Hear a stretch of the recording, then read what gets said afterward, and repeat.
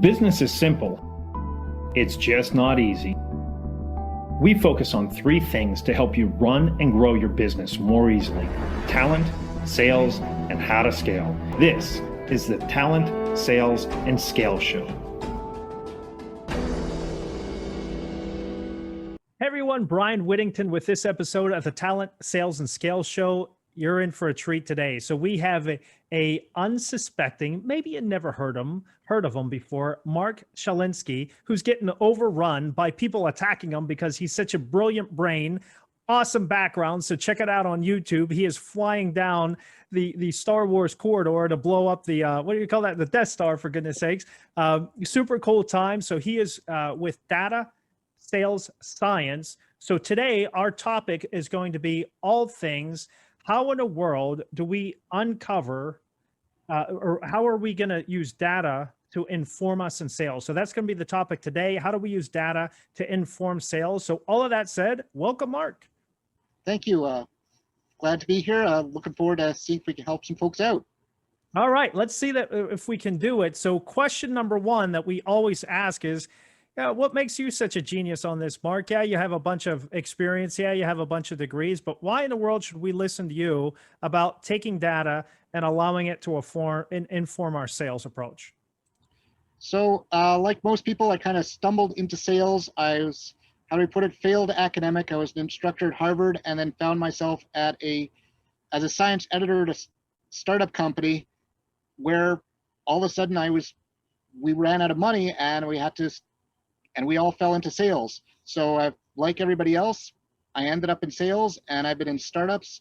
I've built out probably a dozen or so sales teams from the ground up, being the first boots on the ground. And I've been successful many of those times, basically applying lessons learned, making a ton of mistakes and using data to help spin the wheel. Yeah, and so 12 times building up sales teams. I mean, that's a lot. And especially if you're looking at startups, so often what I'm looking at startups, they just hire anyone, or they'll take somebody from a well-established sales organization and they think that they can build up a sales team from whole cloth. Let's dig down a little bit more deeply there. Those 12 startups, those 12 times that you set this thing up, what are maybe some key things that we should know as we're building up our sales development team? How do we do this? Any suggestions there? So, well, there's a couple of times where I built up different sales teams within the same company. So the first company, Jove, we built up sales to scientists, then sales to libraries, then sales to companies. So, but they were all different, completely different sales teams because the targets, everything was different.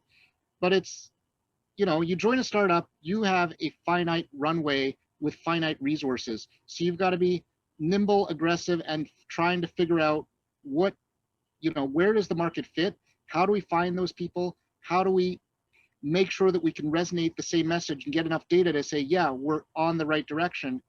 And when you look at the data, be able to say, you could start seeing trends, and it's like, what is a trend and what is an outlier? And are those outliers indeed outliers, or are they future predictors?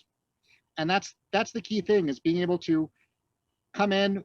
This is why, being a scientist is great in sales, because I wake up in the morning, I have a hypothesis.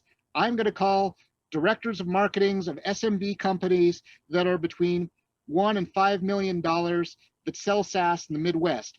I go over to ZoomInfo, Sales Intel, Slintel, Cognizant, Seamless AI or Lead IQ, Lucia or Wiza. Go to one of those sources and I'll say, great, pull them down. I get 200 of those leads. And the next thing I know is like, all right, I'm going to start sending them a whole bunch of emails. I'm going to make a whole bunch of calls. Within 2 or 3 days, I can tell whether that hypothesis is going to generate revenue. If it generates revenue, fantastic. We start doubling down. And then we start A/B testing. So okay. Now, in taking that path, we'll come back to the A/B testing here. You said about 200, and if it starts to drive revenue, what would you say to the person? Wait a second, I'm a long sales cycle, or I'm a multi-touch approach or multi-stage sales approach. I can't see revenue within a first couple of days or weeks. What do you say to that person? Well, it's starting to see, is there going to be revenue? If So I'm running a commercialization program for a different company right now, and we're already on iteration number 4. Like we call down one vertical, and we're like, yep, we get them on the phone, and they're like, nope, this isn't for me, this isn't for me, this isn't for me. It's like, okay, we're going to pivot, we're going to try another group, pull down another list, and all of a sudden they're like, they said, nope, it's not for me. Then we got to the third group, and they're like, yeah, this is great, but it's out of our price range. Fantastic. We just took that group and said, all right, we're going to try bigger companies. And now with those larger companies, on try number 4 at this point, we're getting those points. They're like, yeah, this is interesting. And they're starting to move down the sales cycle. So we're not quite sure what the sales cycle is, but now we're getting people who are saying, yeah, this is relevant to me. The price that you're quoting is not something that I'm going to, completely cough at and say no. So, and they're like, yeah, this is interesting. And they're starting to ask those buying questions. Like, do you have a trial that we can do? What are other customers doing? Do you have any references? And when they start asking those buying questions, I'm like, yep. All right. It's like you're out an old miner and you're just panning the river. And you're like, over here, there's no gold. Over here, there's no gold. It's like, ooh, I got a couple of things that look like nuggets. Let's go a little bit deeper. And then all of a sudden it's like, someone paid. Fantastic. Let's double down. Now we got some money. Now we're going to say, all right, let's put someone on this track, see if they can continue that while we try a different track. So many might call that a product market fit. So what you're doing is taking this hypothesis, trying to find product market fit. And then once you find product market fit, then you're also trying to find company product market fit, meaning that they're going to actually be able to pay for this. Is that oversimplifying it? It's pretty much the same thing. It's like we had a direction. We said this industry is the industry that will benefit from this product. And it's basically investors. But investors, there's so many different types of investors. There's VCs, small, medium, and large. There's RIAs, there's PEs, there's angel investors, there's angel funds, there's all these different groups, and they all have different layers. So you could say it's a great product, it works for the investment market, but which group does it work best in? And trying to take that message and say, we believe it worked for this group, and then they find some certain errors with it. Well, we believe it works for this group, and they find some certain errors. And then eventually you get that product market fit where it's like, this is the group that works. Okay, now I'm going to couch this and suggest that it's likely the same whether I'm a startup or new product to market. It's likely going to be that same hypothesis. Is that a fair assumption? Yeah, this is the biggest problem that most companies come up with. Is they're a startup, they figure out how to sell their product, and then then they say, we're going to get another product line. And they say, great. They go over to their investors. They say, look, this is going to increase it by 20%, not understanding that new product line is an absolute new startup. It's the same thing that we did at Jove. Once we nailed down selling to scientists and we started selling to libraries, even though it was essentially the same product, it was video article journals online that we were selling to scientists, the libraries was a completely new adventure. So we had to recalibrate everything. So it was just like starting a whole new startup company. And that's why, a lot of these large companies, they call them business owners because, you're a Thomson Reuters or a ProQuest or one of these very large companies, even a Microsoft or Google, you start launching a new product, you've got to have that startup mentality and be that business owner within them. So what size of a test do I need to run to truly get good market analytics on my hypothesis? Is it 200? Is it 1,000? Is that outreach only? Is that conversations? Dive down a little bit deeply there. How should we be doing this? The goal is I go anywhere from 200 to 1,000, depending on the market. I want to make sure that I've got emails because we want to A/B test. You can't A/B test on 50. You can barely A/B test on 100. So getting 200 to 500 is almost a minimum when you're starting to send out emails. You could go a little bit less on phone calls. We did one market capital commercialization scrum where we had 400 calls, and we realized within about 100 that it was going to go nowhere. Just the conversations that we were having with folks, they were like, nope, not us, not interested. And no matter what we could do, we could not turn the corner. And the emails, we were 300 emails in, we were getting almost no responses off those. We pivoted very the message towards a different group. And all of a sudden we started seeing at about 50 dials in, we booked about 7 or 8 meetings, and the emails were starting to click with folks. And it was just that slight pivot where we moved from companies. So for this group, we moved from companies that were up to 100 employees, we moved to that 200 to 500 grouping, and all of a sudden everything started to click much better. So typically, you know, you got to get about 200 dials in, you got to get at least 200 to 1,000 emails out, and being able to do that scaling. And this is where some of those tools help you out. Okay, now are we looking at attempts? Are we looking at number of replies for emails? Are we looking at number of conversations for calls? Does that matter? Let's really make sure that we get this, so whenever people are trying this on their own, that they can truly understand it.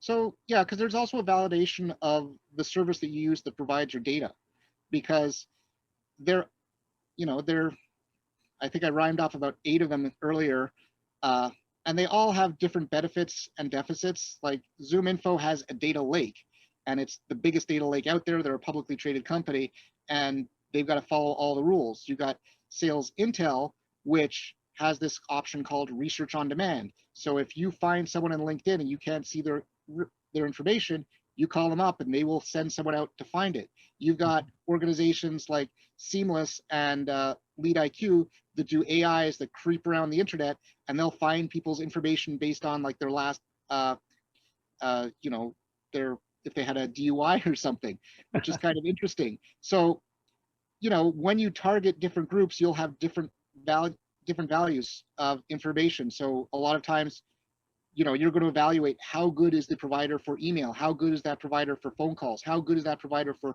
mobile numbers. So you're going to want to be able to, you're doing that evaluation as well. So you might kind of mix and match and say, all right, I'm going to start targeting, you know, this type of people. I get a list from ZoomInfo and Sales Intel, which one is better for me? And there is slight differences for them. A lot of the large organizations will actually purchase licenses from 2 or 3 of these, so they can have a complete understanding of what all of these, a complete understanding of, get all the contact information. However, that causes a downstream effect of having a really messy CRM, because now you have 3 data providers dumping data into your CRM, which might cause duplicates. So, Correct. did I answer that question? Because I think I went off at a slight tangent about terrible data. Well, you did, but I'll bring it back here. So to put a pin on that one, data hygiene is critical. So no matter how you're doing it, data hygiene is critical, because I need to be able to search this within my CRM, align all of those different resources, all of those different numbers to find out which one, which goes back to the validation, which is where we kind of went off on a tangent. So the question was, that 200 to 500 emails, or 200 to 500, 1,000 emails, are we looking at reply rates? Are we looking at number of conversations? So yes, we are going to have this as a data validation stage. So one part of that might be data validation stage, which data source is best. However, that said, let's say that they're all the same, which they're not, but let's pretend they are. What is it? Attempts? Is it replies? Is it conversations? What am I truly looking at here? Well, at the end of the day, you're always trying to figure out how do you get them to the next step. So if you're sending out a whole bunch of emails, you know, you look at opens, clicks, replies, and it's essentially what are those metrics? And then with enough volume, you should be able to get to a relatively stable number. There's the fellow Bob Chun, who used to be the VP of marketing at Barnes and Noble's, or Borders, which is one that went out of business. One of those. But he started this company called Content Oro, and his entire sales process was based on email marketing. And he knew exactly, if I drop in X amount of emails into the top of the funnel, this is how many opens, this is how many clicks, and this is how many replies I'd get. And he figured out after 6 months, which was a sales cycle, how much revenue he would get out of it. He knew he couldn't hit them up too often, so he would run these every week. It would just be one very standard type of email, and he knew exactly what that number was. And your goal is to figure out, what do you get to that number? And the goal is, because if you have tons of opens and no clicks, there's a problem. If you have tons of clicks and no replies, there's a different problem. If you're getting a bunch of replies, then we know we're moving them to the next stage they're actually coming down into some sort of sales process. Then you've got to start assessing it. When you're dealing with, yep. I was going to say, so before we jump off of that, let's go through what's that story tell us. And that's the beauty about numbers. That's the beauty about data, is it tells us a story, but oftentimes I've found that many people don't know how to read that story. No. So if I see a lot of emails with, or if I'm sending out these emails, these 200, 500, 1,000 emails, and I'm getting a lot of opens, but no clicks, what's that story likely telling me, or what are some hypothesize, whatever the right word there is, right? How do I start to uncover, hey, I think it might be this? What are some variables there?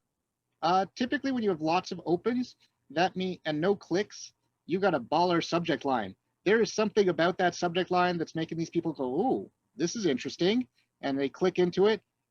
It's also telling you that it's not landing in spam because people are opening it. If you still, the first thing you should do is, if you start sending out emails and you're not seeing a lot of opens, start going to things like, make sure your DKIM SPF demarker set up. Make sure, use Glock apps to check to make sure you have good deliverability. Test your emails. Make sure, use Folderly, Lemlist, or another program that helps warm your domain to make sure those things are landing in an inbox. If you're getting opens and no clicks, because even a lot of times you'll have a link on your signature that says to my LinkedIn, to my company page, or to my call to action, or book me. They might not click on the right link that you want, but if they're clicking on any link, that, you should start assessing that. So if they're opening it, you got a great subject line, but nothing else in there is resonating with them. Then check your unsubscribe. Maybe they're opening it and hitting that unsubscribe button. So if you see a lot of opens, a lot of unsubscribes, you're bothering people. You got a great subject line, they're like, yeah, this is spam. Unsubscribe because I'm not going to mark it as spam because I'm nice. If you go to the next level and you start seeing them clicking, okay, something's starting to resonate. And this is where you start looking into, what are they clicking on? I don't want to have too many links in my email. So I want to make sure there's that one call to action link that will hopefully go to a landing page that I've designed specifically for this campaign, or an unsubscribe. That's it. If I'm sending cold emails, I want to make sure there's that unsubscribe so that people don't mark me as spam. And I want to see, okay, they've opened it and they clicked the link. And the thing that people forget a lot is they put links, they put their LinkedIn link, they put their, meet with me link, they put their company link, all in their signature. When you look at email deliverability, the more links you have, the higher your spam score. And if any one of those happens to be broken for one reason or another, your spam score goes up. And if you have a high spam score and you send out a high volume of emails, then they're going to drop in spam. And if too many people don't pull them out, you're going to ruin your domain reputation. So that's why send the email with 2 links. My recommendation, have that call to action link and have that unsubscribe link under your signature. So rip off everything else. If they want to find you, they'll put your name and go to LinkedIn and they'll find you. If you put your email, if you put your company name, they'll find your company, and then that gets them working. And so now that they've clicked, now I see they're clicking and they're not moving through. Now I'm going to say, all right, something on my webpage, my message isn't resonating with them. But I'm also going to want to make sure, it's taking more and more, people are getting bombarded with emails. So it takes more and more touches to get them to respond. So make sure you're sending that second one that's pushing it back up to the top of their inbox. Make sure you're sending whimsical emails. I have one, it's a picture of a spreadsheet and it's written in Sharpie on top. It says, are you missing the big picture? And there's a picture of a cat underneath it. That one gets a lot of response, but that's only on email number 3 or 4, because now I know that those people are opening, they're clicking, they're doing something, and all of a sudden they're like, oh, okay, this is kind of funny. Yeah, I'll engage at this point. Okay, got it. So there's not just one path. There's just not one message. So maybe it's straightforward on one, business case on another, value add on another, whimsical on another. So it seems to be that you have a methodology. Is there a clear methodology that you have, or are you just trying stuff out and see what works? It's all about, so Justin Michael method is the one that I'm following these days. It's relevancy at scale. If you're fine, and this is where that thin slice, so going all the way back to that, the investment company that has the SaaS platform, although it works for all these different groups, What we do is we come up with a profile, call up friends and family who are in that group. It's like, all right, I'm calling up 20 angel investors, do a 5 to 10 minute just interview with them, find out what are the 5 pains of their life. And then I come up, it's like, great. And now I'm going to start sending out emails. It's like, you're an angel investor for tech companies. This is one of the issues. If I can help you do this faster and more efficiently, would that be worth a quick Zoom call? Yeah. So what you just said there, just making sure, because I was going back. So by the way, the Justin Michael method, check out, he was back on episode, I'm looking it up right now. Justin TQ Michael, episode 22. He has some pretty cool stuff going on. So absolutely. So his suggestion, then, what you're suggesting is to go to these people, those with like-minded, or the right titles, the right whatever, the right industries, and doing an interview with them before we start writing the emails, doing all that hard work there. We want to go back, get their language, get what is on top of their mind, so everything is relevant to that. Is that kind of what you just said? Yeah, you want to be able to get that relevancy. You may not need to do an interview. I was a total fish out of water in that sector, so I was like, what's your guys doing? And it's interesting, like I did this all the way back at Jove, because when we set up that third sales team, sales to companies, we completely sucked. It was terrible. So back in the day when we went to conferences, I walked up into a booth and I found the ranking person in the booth, who is usually someone not wearing a branded shirt. And if it was a guy, they had the big watch. If it was a woman, she was carrying the Burberry bag. And I would just walk straight up to them. I was like, hey, I'm Mark from Jove. What are your five biggest problems selling to a neurophysiology lab? And whatever they were selling to, it's like, what's your 5 biggest problems to an immunology lab? And I had this massive spreadsheet of hundreds of lines, and then I just segregated them all the way down to the point where it was like, okay, if you're selling to an electrophysiologist, here's the 5 issues that you have. If you're selling to an immunologist, here's the 5 issues that you have. And we just pick up the phone. Hey, you sell to an electrophysiologist. Is this an issue? No. Is this an issue? No. Is this an issue? Yes. Fantastic. This is how we solve it. What do you think? And they were like, okay. So, and it's the 5 by 5. I think the parlance is 5 by 5 messaging, where you need to have 5 different messages of relevance to each persona, and you've got to hit them in 5 different ways. So the question that most people say is, how do you break into an account? How do you break into an account? It's like, all right, if the account is big enough, can I identify 5 different people within that account? So, if I'm selling dashboards, I'm looking at the CEO, the CFO, the VP of sales, the marketing, and someone in DevOps. They all need a dashboard. Now I'm going to reach out to them, email, phone call, social media, send them something personalized, figure out how I can get a referral to them. Now I'm going to go to each one of those people and I'm going to say, all right, VP of sales, you need rep scorecards, pipeline, annual reports. You need 5 different things. So now I've got a whole bunch of ways of mixing and matching and trying to target them. If I run through that entire gambit, I will eventually get a response from someone. Yeah, right. And so a couple of things here is, you have to look at your customer acquisition cost. You have to look at, is the squeeze worth it, right? Because if you have a low value, low profit product, you're not going to be doing that stuff, and you're going to have to find out alternative ways. So we must make sure that your product, your service aligns with the approach. And that's where I think a lot of this data comes into play. So whenever we're looking at this data then, so I think that we beat that one up pretty well. There's a number of different ways that we can look at that. Take an omni-channel approach, that 5 by 5. So whether it's email, telephone, video email, snail mail, social media, right? The social selling, or we're going to work to get introductions, whatever the case may be. We do that 5 by 5 for all of those, figuring out what is the problem that we truly solve, which is your point, Mark. And that's where most people, I didn't hear you say, hey, I'm going to pitch to you all of my features and benefits. Nope. It was, hey, we likely see these problems. Not sure if you have any of those. Yeah, we do. Oh, great. here's how we solve this problem, worthwhile conversation. Yep. All right. So that's kind of the approach that I'm hearing. I'm not hearing a feature and benefit dump unless if I missed it. Nope, no features and benefits, because I was speaking to someone yesterday, and I kind of told them, it's like, your product, the solution that you provide can be solved by probably a dozen different products.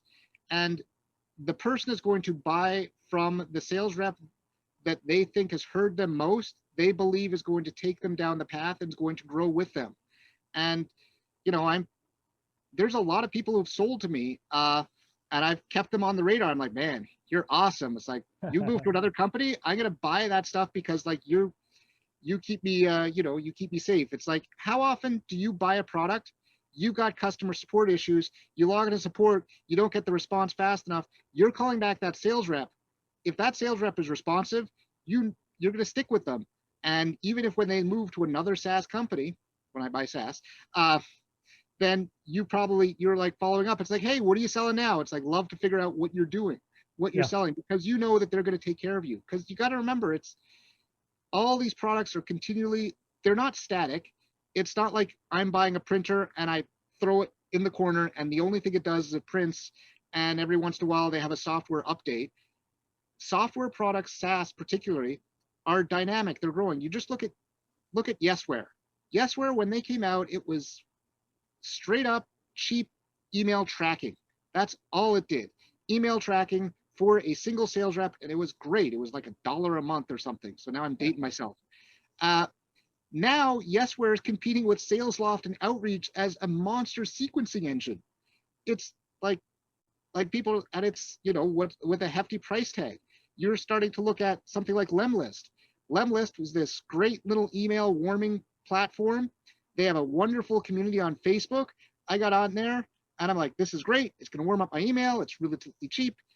And in the 6 months that I've been on that platform, they've added so many whistles and bells that I don't necessarily need, but they're growing. So, it's, whatever product you buy today, it's not going to be the product that's there tomorrow. So essentially it comes up to, when getting all the way back to answering your question, when I send out that email, I'm going to talk about a specific issue that you have, and I know that you have several other issues, because Lemlist, they know email deliverability is an issue.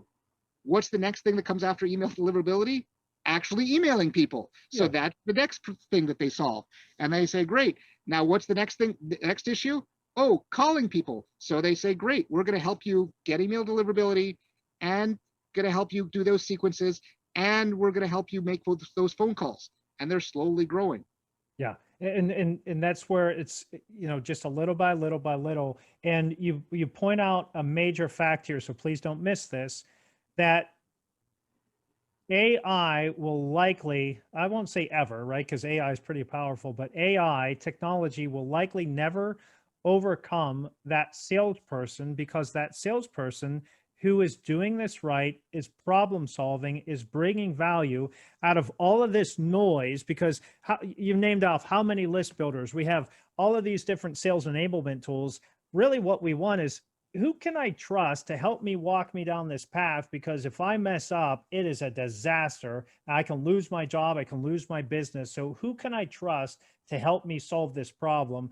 And I don't think AI will ever be able to do that like a human will, but I'm not sure if you'd agree with that or not. Well, over the last 3 days, I was on the support with chatbots, and I got really frustrated with them because I said, I have this problem. And they're like, here, look at this FAQ. It's like, nope, that's not answering my question. Well, try this FAQ. It's like, no. And there was a point where one of them, I was working on the platform. I'm like, okay, what's the difference between the free and the paid version? And they're like, look at this chart. It's like, no, because I just wanted one little widget, and it's like, I couldn't find it. I'm like, why make me do the work of finding it? And because the AI bot says, oh, you're looking for help on this paid, here's the page. When I was working when you work directly with a sales rep, you ask them a question, they'll go to the page, they'll take a screenshot, use Sketch, put a big arrow onto it, and say, here you are, dummy. You didn't find it. And I'm like, thanks, Jordan. And then I buy it. Yeah. Or you renew, or you stay with them, right? Because so much of what we do, especially in the SaaS world, if we're not having that retention, if we're not, there is no profitability in that customer if they churn, if they go away. And these chat bots frustrate everybody to no end. And that's not going to allow you to decrease your customer acquisition cost.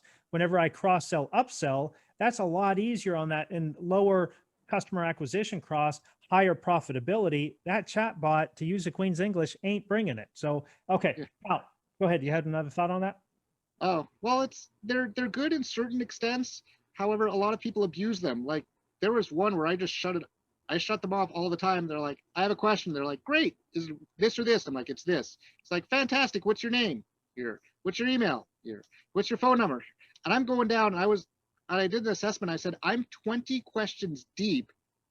I'm 20 answers deep, and I still haven't got, you've got all this from me, and I've got nothing back. And I can't remember, is it Sandler, one of these sales training, like it's sales is a give and take. If you're going to ask me about price, I'm going to ask you about budget. If you're going to ask me for my email, I'm going to say, well, what kind of, like, I need to get something back. If you're just asking me 20 things down the line, I'm going to start getting frustrated and going, wow, I'm not feeling very giving right now. Yeah, right. It's like an interrogation. Now let's go to, we talked a number of metrics on email. So what's the other things that we should be looking at? So your superpower, if you will, is understanding all of this data or data. What are some key metrics that we should be looking at whenever we look at our data? What should we be trying to find or unearth? You're not going to like this. Depends on the data. So, if we move over to, because we kind of ripped apart emails, if you start looking at calls, you want to see how many connects are you getting. So that's the first one you want to look at, because that's going to help you understand your provider or your target or your time zone. Because if you have, I pulled one list and I went through this list, and I was sitting on one of these agent assistant dialers, and we went through 2 or 3 times 200 numbers, and I reached about 3 people. So I was like, yeah, these numbers are crap. So, and what we evaluated is that the phone numbers that I got, they were only headquarter numbers. So I was just bashing into the front of the queue. So that was no good. So how many connects do you get? And I know the Connect leader, those guys do a great job on their customer support, where they're always on top of folks, because they're in a competitive industry in the agent assistant and AI driven groups. And they're going to go back to their groups and say, all right, your connection rate, what is your connection rate? And making sure that you've got a good connection rate, because if you have a good connection rate, it means your data provider is solid, and it means your targets are solid. So I'm actually reaching the right people. Then the next one I'm going to look at is, what's the duration of my call? How long have my calls been? Because I can reach out to people. It's like, hey, Joe, reached out because you're a VP of sales. Nope, not me. It's like, oh, what's your job there? I'm in DevOps. Oh, sorry about that. I can't help you out. Click. Now I might have 50 calls with a very low duration rate. The next thing I'm going to look at is like, all right, I've got a high duration rate. What's my conversion? So now how many of those calls with a long conversation am I having that are actually converting to a demo, a follow-up call, or an email, or something that is moving them to a, for lack of a better term, a friendship level, where I've just called you out of the blue and it's like, okay, there's some interest there to re-engage with you. So now I'm going to look at that conversion rate. Now we're in what people would define as the funnel. Now we pulled someone from the obscurity out there of Zoom Info, Sales Intel, Cognism, or Seamless, and said, yeah, that's a good prospect. And now they're in that engagement process. Now I'm going to say, great. How long does it take them to go from that engagement all the way to what are my buyer-centric stages where they're requesting? And this is key. This is Mark Roberge and Sales Acceleration Formula from HubSpot. It's all about the buyer sequence, buyer-centric stages, where I'm getting the buyer to say, yeah, this is interesting. I'd love to see a demo. This is great. I'd love for you to show me to show my team. Oh, this is great. We'd like for you to write up a proposal. Oh, this is great, for them to start pulling you down. And that's that's the key. So start looking at those metrics and those different artifacts. Because if you're not, so kind of recapping, you want to be able to see how many connects you're getting. What's the duration of those connections? If the duration is too short, there's a problem. Maybe you're hitting the right people, because you got to check on two things. Are you hitting the right people, but your color is terrible? And we actually have a rubric on this. It's I can't remember if I mentioned this on this call. It's like the 4 different parts of the call. You have the startup, the pitch, objection handling, and close. And each one of those has 5 different segments, and we'll score them on each of those and listen to a dozen to a dozen or so calls, and we'll say, great, this caller, what is their typical score on an individual call, and overall, what's their grade? Because you might have, well, so I you was might just have, gonna say you hadn't touched on that. So at those 4 areas, talk to us a little. You said 5 pieces off of each one. Yeah. So you'll have, so here, let me just make sure it's sitting in front of me. So you'll have the start phase of the call. So as soon as they pick up, what are the 5 areas within that start phase? So how effective are they? That's number 1. I might not believe in their entire philosophy. Like, everybody's got a different philosophy for doing it. You got the connect and sell method is like, I know I'm an interruption. Could I have 27 seconds to tell you why I called? Right. Great, works for them. I know people get kind of scared just being that upfront. My colleague, Chris, he likes to, he feels it's not personal. It's not social. It's not appropriate not to introduce yourself. He's like, hey, my name is Chris. I'm calling from Data Sales Science.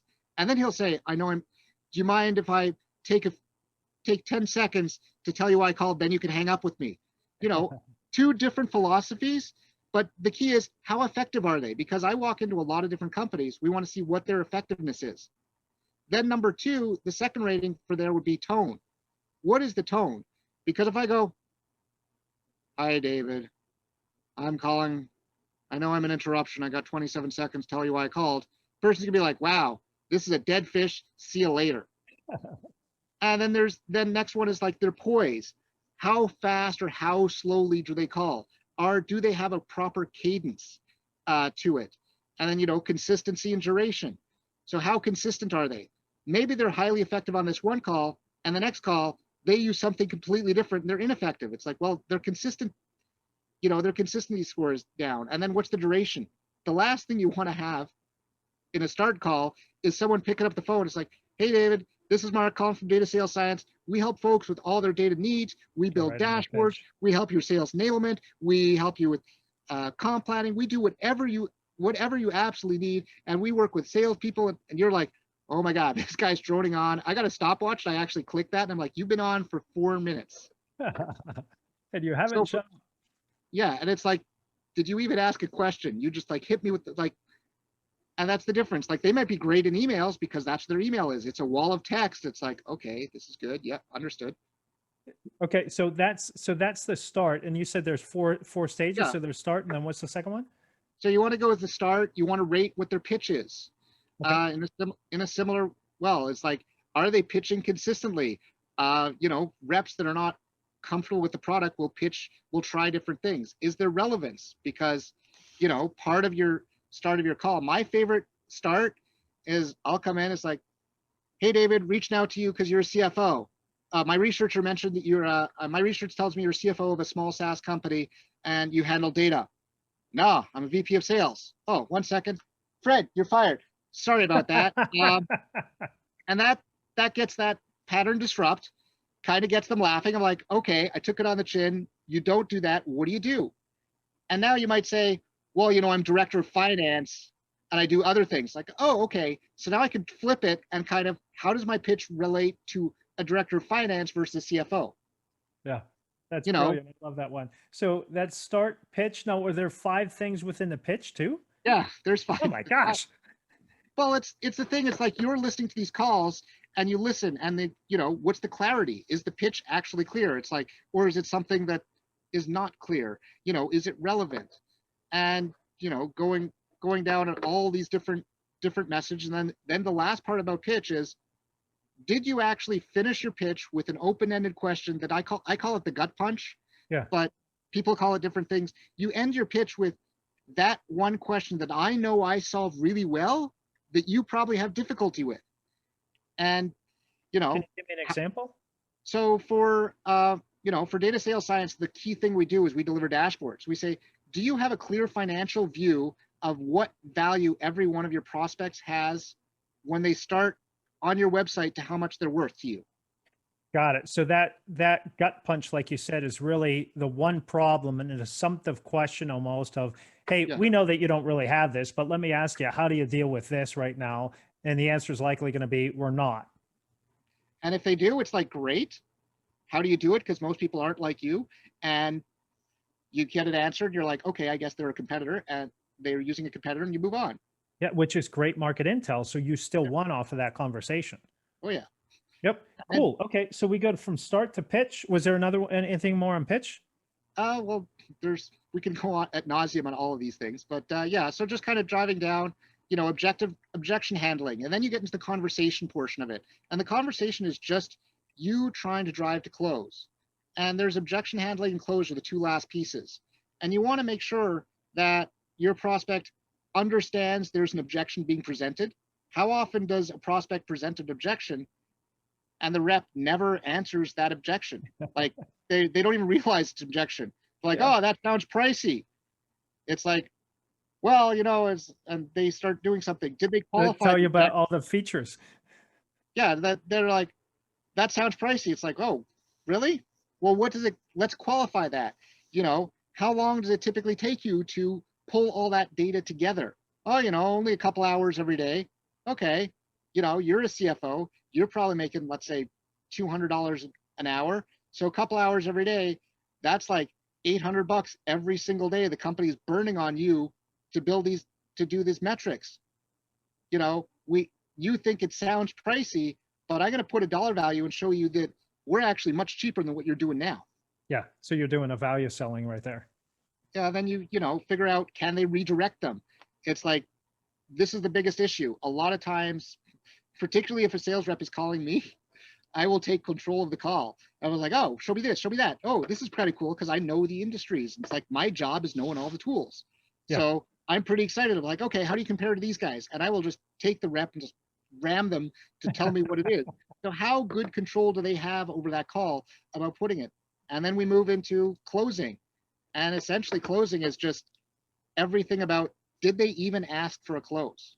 Yeah. How many times does a rep get off the call and it's like, yeah, this is great. Maybe we'll talk next Wednesday. I'll shoot you an email. Is it okay to call you in 6 months? Yeah. It's like, did you ask for a close? Does the rep understand what their next step is? Yeah. Does the sales rep understand does the prospect understand what their next step is? A lot of times, like we got one of those calls back with the investment company, the prospect's next step. I told him, it's like, so your next step is you have an analyst working with you. It sounds like this would be more benefit to them. I would like to speak to them. Can you introduce me to that analyst? Yes.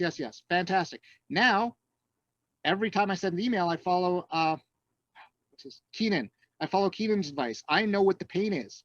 Yeah. So I'm going to say, hey, your analyst is spending 20 hours doing these valuations. This will save him that time. I'd love to get him on a trial. Is that still a problem? Is he still spending 20 hours doing that valuation? Yeah. So once you understand that pain, do you have another product that's helping with valuations? So now you're taking all of this data and putting it into a scorecard. And so are they having to use like a Gong IO or a Chorus, or is there some other thing that is there something in-house that you made? Unfortunately not yet, but it's like, all we ask them is like, do you have call recordings? Fantastic. Send them over. Like we had one group, they're like, here's our login for outreach. I'm like, make sure we sign an NDA first, please. Yeah. Like, I'm happy to get access to it.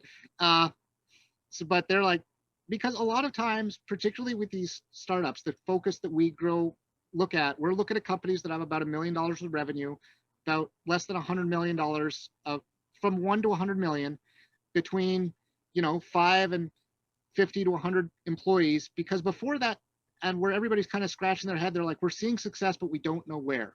Yeah. And we have a director of inside sales, or we don't, but we don't have a full-time sales ops person. We hire all sorts of qualitative trainers, but we don't have that technical side. So I work with a lot of these, I call them qualitative sales trainers. Right. Ones that were successful VPs of sales in the past that do, they'll come in, they'll be like, all right, this is the strategy and this is what we do, and this is how you should break up your territories. And I'm the execution arm. Got it. Because what we'll do is they'll say, you need to increase your call volume by 4x. And they'll say, Mark, what do they need? I'm like, well, this sales team, it looks like a connect leader because they'll grow into an agent assistant dialer. Or this team does ABM, so we should use outreach. Or this team, you already have an effective email, so you guys should use Orem. And he's like, great, you know the tech. Let's go and get them a demo and you can wire it up. I'm like, okay.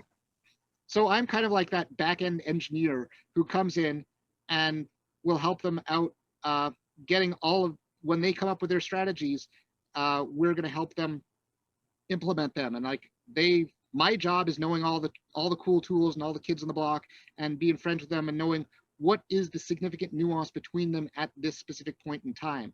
Like we just had a call with one of our vendors and they're coming out with a very cool product, new addition to it. And they were telling me, it's like, oh yeah, we spoke to Gardner and Gardner said, that we're the only ones in class and there's a couple of other companies that are doing something similar and we're in the process. I'm like, oh, this is what you're doing? It's like shuffle, shuffle, shuffle. Go out. It's like, here's the list of all the other companies that are doing something similar. So I can't really tell you exactly because I've had private conversations, but you're all moving in that direction. And they're like, okay, you've saved us like a week. Research. Nice. Well, cool. All right. So other key things, because, oh my gosh, time is winding down really quick. You are a mountain, a fire hose of information. I'm absolutely loving this. So thanks for this. Other pieces of data. I mean, that's really it. You talked about top of the funnel metrics for email, top of the funnel metrics for calls, pipeline management. People know pipeline management and stages because they've been doing that forever. I think where a lot of people don't get is that top of the funnel stuff, and especially a small increase or change in that top of the funnel metrics from outreach to those connections to conversations to a booked meeting. If we can tweak that up top there, that has a massive influence down below. And I love your idea of start, pitch, objection, and close. That scorecard there, that's really rather quite brilliant. So are you using AI to do that, or what are you using to help with that? I'm using Wetware. Wetware. I have no idea what Wetware is. So. Oh, Wetware. This is from, I think it was coined initially in the 50s. It was from Johnny Mnemonic. Wetware is your brain. Got it. Okay, got it. So you're using your brain. So human stuff until we get it AI wise. So all right. Got any other parting final thoughts before I go through our quick litany of last questions here? I don't know. Happy to talk about sales process. My big thing is that I've sat in the sales chair. I'm sitting in the sales chair for at least a quarter of the day, every day, for my own business and for one client, just to help with that commercialization. And I know I love playing with all the tools, and Justin Michael has, unfortunately, he's articulated all of that in his book. So I'm, on the one hand, happy that this is coming out because we build sales cyborgs. We help your sales team run faster, shoot straighter. His book is probably going to articulate that message far better than anyone else can. But the challenge is, as soon as you write the book, it's already outdated. I mean, look how much things change in just a week, for goodness sake. Yeah. So, and that's why, and because you and Justin have a pretty good relationship and working closely together, if I'm not mistaken. Is that right? We're slowly trying to figure out where does our Venn diagram overlap, because he does on that personalization on scale. Yeah. I'm like looking at that engineering background of like, I begrudgingly use the personalization on scale. Yeah. Because I want to work on how do we get them up to that? How do I set up the system that will help you do that personalization on scale? So he's process your systems. Yeah, that's probably a good way of putting it. But even though it's outdated, so the key thing that lead out is like when you're looking for a good sales rep these days, you want to have someone that's got a fair bit of technical acumen. You don't want, like the number of times I've gone into, I think sales between the sequencing platforms, I look at them all and I'm like, okay, they're all the same. It's like, I dive in, it takes me about 5 minutes to recalibrate myself between an outreach, a sales loft, a yes where, a connect leader, and then I've seen sales reps kind of pretty much get ready to quit if you move from one system to another. Like, you gotta be more flexible. Yeah, not salespeople. Come on. Yeah, it's like they're like, no, but I know how to use this. It's like, because you have to, the fundamental issue with a sales rep, if you're not paying them, they won't do it. So whenever a VP of sales or CRO comes to me, it's like, oh, our Salesforce is crap. And why is it crap? It's like, do you pay them to put data into your Salesforce properly? No, why should we do that? It's like, listen to Lars Nilsson. He's now at Snowflake. He was at Cloudera. He had the, I think, I can't believe it, the BS board, where he made sure that there was a dashboard and it had a picture of all the sales reps, because they're in Salesforce, they have to put the picture in, and it showed was any of their data out of date. At the end of the month, if it was out of date and they were on that board, they'd lose a spiff. Wow. Guess what? He had the cleanest CRM in existence. Yeah, you measure what's important to you. So, all right, got it. Hey, well, let's go down this. So, based upon all of the people that you're working with, based upon these 12 startups or build-ups, what's maybe some lessons learned that you've had or that you've seen others make mistakes that we can learn from and avoid? Before you hire your first BDR, and you should always hire them in multiples, never hire one, because then they'll get depressed. Make sure there's competition. Understand what your numbers are. Get a good number. It's like when I moved over to FatStacks, I was the only one banging on the phones. I knew what my outreach number was. We hired Nate and Chris in, and we told them, it's like, this is the number. It's 107, and there's two ways to beat, and you know what their number is. So we said, your goal is to book X many meetings. If it's 107 and your target, following Mike Weinberg's Sales Management Simplified, activities drives pipeline, pipeline drives revenue, you say, this is what it is. You've got to get better. Like, that's the minimum standard. We give you an achievable target. Don't make these, more often than not, I find people they just say, all right, we want to grow by 20%. How are we going to grow by 20% with the same number of people and the same systems and technology? There's got to be some change. Understand your numbers, give your reps an achievable target, and then tell them there's two ways of doing better. Either you help us focus more. So if you put the right data in, because I said, great, log all the data in and I'll run metrics on what are the titles. And then we started to be able to say, here's what the correct titles are. We're getting better hits for these versus these. Directors are far better than managers, or we say managers are far better at a different grouping. And there's a company called White Rabbit Intel. They're doing a lot of work there, where they'll look at your data and say, all right, here's where we triangulate a little bit better. Yeah. So figure out the numbers, hire BDRs in multiples, like, be able to support them, understand that the ramp length is going to be twice as long, and give them the tools that they can use, and make sure that someone is actually managing the tools. Do not provide them tools and expect them to manage them as well. That's not their job.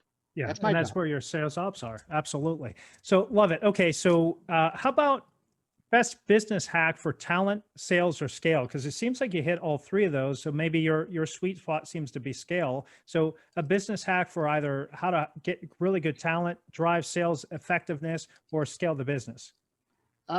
So the best one I learned was from one of our VPs of sales at Duo Security, is once they passed my muster, so I would be the first pass. It's like, okay, they've got genuine curiosity and all those basic sales skills. They sound good on the phone. I say, great, your next call, you got to reach Fred. They're like, okay, when am I going to talk to him? It's like, I don't know, Fred's busy, just reach him.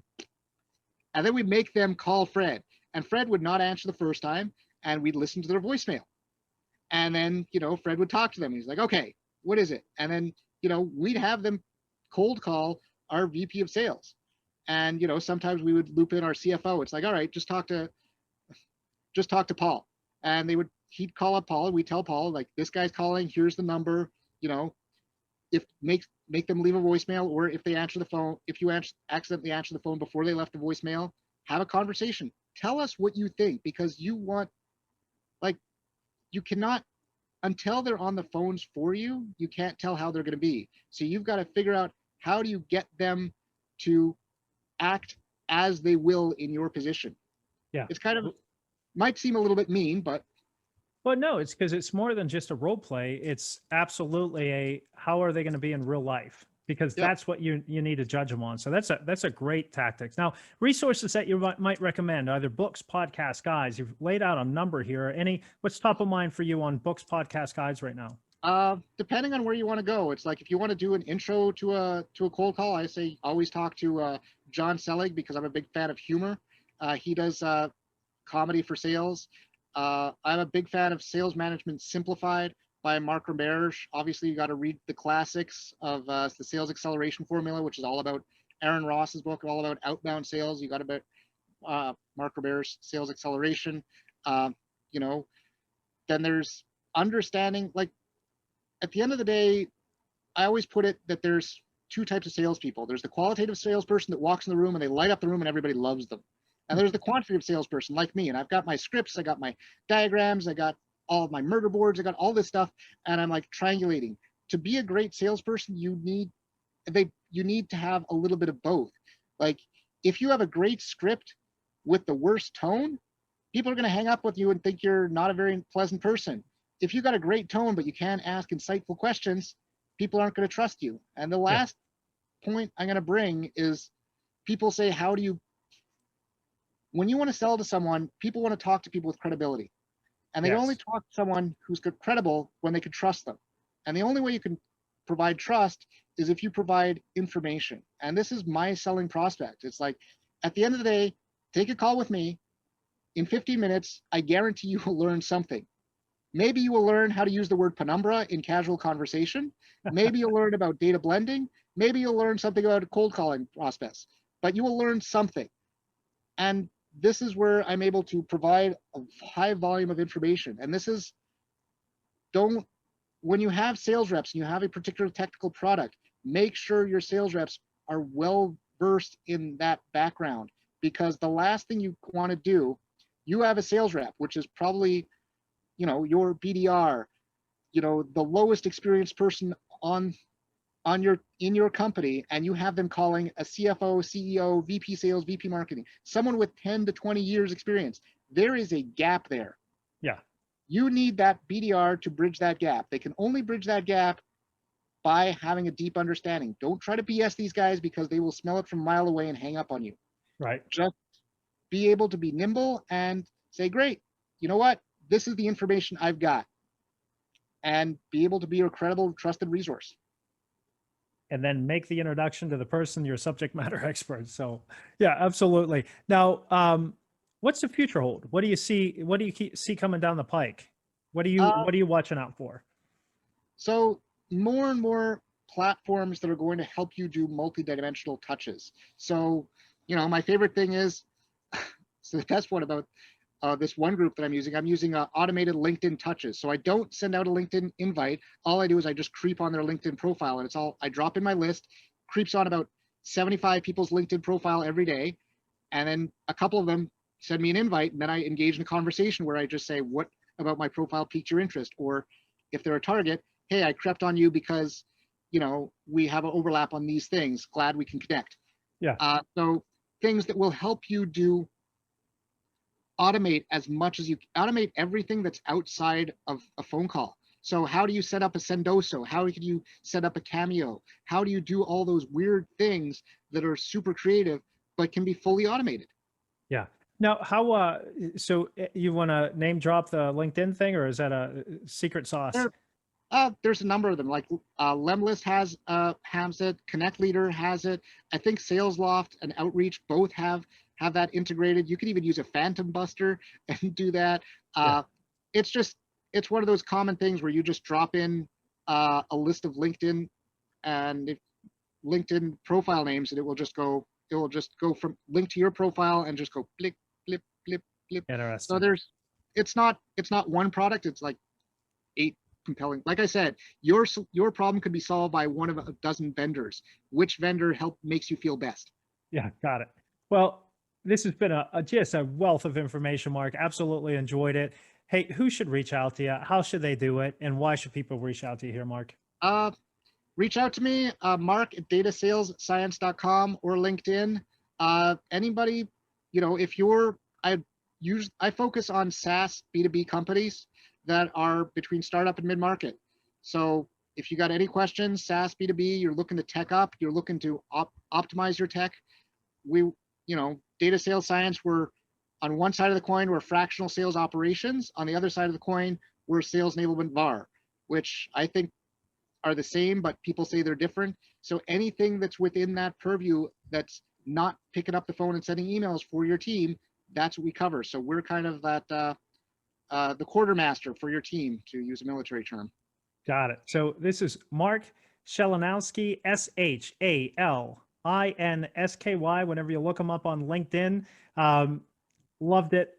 Absolutely great time. So there's so much information in here. Take some notes. We'll do some sound bites. Watch them on YouTube, because it has a fancy Star Wars background there. Take it and utilize it, and realize there's so many different ways that we can do it. Maybe reach out to them, find out, hey, what's based upon my current situation, what's the best tech stack, or what's the best way to do it? Because my guess is Mark might know a thing or two. So thanks, everybody. Get after it. Have a great one. All right. Thank you.